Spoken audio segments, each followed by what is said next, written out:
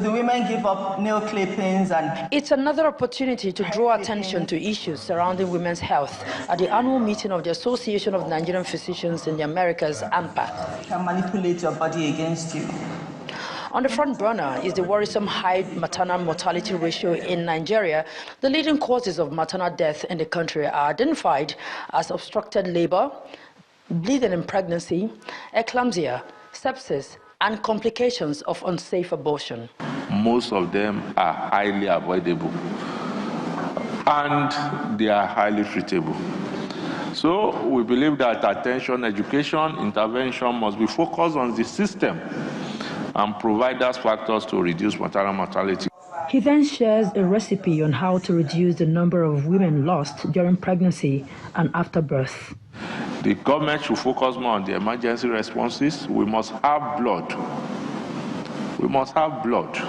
Because if it is postpartum hemorrhage, blood must always be available. And that is one of the areas that we are lacking. Postpartum depression is another challenge some women face after the birth of their babies. An assistant in clinical psychiatrist at the Columbia University Ivory Medical Center, Dr. Obianu Juberi, gives some tips on how to handle the condition. We often talk about non-medication options for postpartum depression, such as therapy. So we have interpersonal therapy, which was how going through that role transition I talked about, helping the mom transition to having her identity as a mom. We also do cognitive behavioral therapy, which is helping moms understand the connection between their thoughts, their behaviors, and their feelings. We also do some brief dynamic therapy, which talks about their attachment history and their personal lives.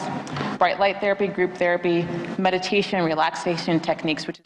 The pace of reducing maternal death in the country has been slow, as many of the contributory factors still exist. Now, the Federal Ministry of Health has expressed its commitment to reducing this process by the inauguration of a 34-member task force to speed up this process.